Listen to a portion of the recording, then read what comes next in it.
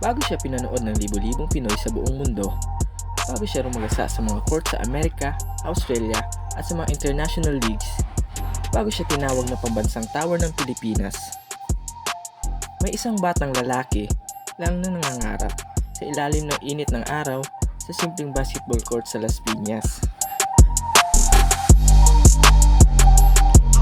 Siya si Kai Zachary Perlado Soto, anak ng dating PBA player pero hindi umasa sa pangalan. Mahaba ang nilakbay, masakit, minsan malungkot, pero never siyang sumuko. Habang tayo ay natutulog, siya ay nagsasanay. Habang ang iba ay bumibitaw, siya ay kumakapit. Kahit maraming nagsabi, walang Pilipino sa NBA, hindi siya nakinig. Ito ang kwento ng bata na minsan pinagdudahan, ngayon ay inspirasyon ng milyong Pilipino. Ito ang journey ni Kai Soto mula Las Piñas to the world. Sa likod ng bawat dakilang atleta ay isang kwento ng sakripisyo, tiyaga at matinding pangarap. Bago pa man siya sumabak sa NBA drafts, bago pa man siya umangat bilang isa sa pinakamalalaking pangalan sa ASEAN basketball scene, siya muna ay simpleng batang nangangarap. Isang batang Pinoy mula Las Piñas, may taas na lampas 6 feet sa murang edad, pero higit sa lahat, may puso't determinasyon, di matatawaran. Si Kai Soto ay pinanganak noong May 11, 2002, na anak ng dating PBA player na si Ervin Soto. Kumbaga sa dugo pa lang, may basketball na.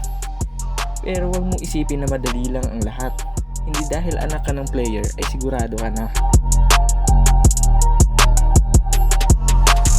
Maagang nahilig sa basketball. Age 4 pa lang, may hawak na siyang bola. Elementary days, habang ang ibang bata ay naglalaro ng taguan, si Kai ay nasa court. Pasa, takbo, shoot, ulit-ulit lang kada araw. Dumating ang panahong napansin siya, hindi lang sa taas, kundi sa galing. Pero hindi lahat puro saya. Sa bawat hakbang niya pataas, may mga balakid. Dahil sa height niya, naging awkward minsan ang kanyang mga galaw. Maraming beses siyang na-left out, may mga duda, may mga hindi naniniwala. May mga nagsasabi pang, mas magaling yung mas maliit, hindi yan naabot ng NBA. Walang Pilipinong makakapasok yan. Pero hindi siya nagpatalo sa mga nagsasabi sa kanya ng ganon. Kai trade harder than ever. Naglaro sa Ateneo, sumali sa Batang Gilas, bit-bit ang bandera ng Pilipinas sa FIBA tournaments. At dito na siya nagsimulang makilala, hindi lang sa Pilipinas, kundi sa buong mundo.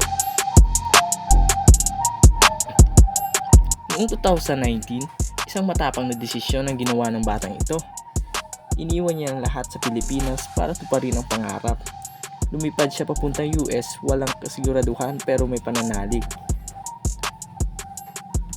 Nakipagsabayan sa mga American high school players, nagpakita ng disiplina, dedikasyon at diskarte.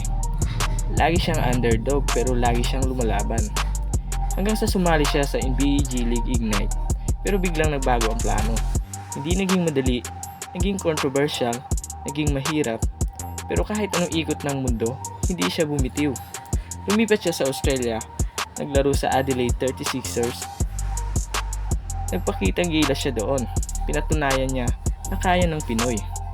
At ngayon, si Kai Soto ay hindi na lang pangalan, isa na siyang inspirasyon, isang simbolo ng pag-asa para sa lahat ng batang Pilipino na nangangarap. Hindi man agad nakuha ng NBA spot, pero hindi pa tapos ang laban. Dahil ang tunay na champion, hindi sinusukat sa liga, kundi sa hindi pagsuko sa pangarap. Kai Soto, mula Las Piñas hanggang world stage, hindi lang siya player, isa siyang alamat na sinulat ng tiyaga, sakripisyo at pagmamahal sa bayan. At sa bawat batang nangangarap, ito ang mensahe niya. Kung kaya ko, ay kaya niyo rin.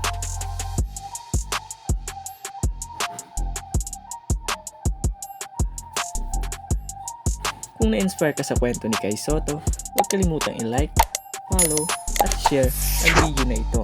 At tandaan ng bawat pangarap ay pwedeng matupad kung hindi ka susuko. Ito si Make, kung saan lahat ng kwento ay may aral. Maraming salamat sa panonood. Peace out.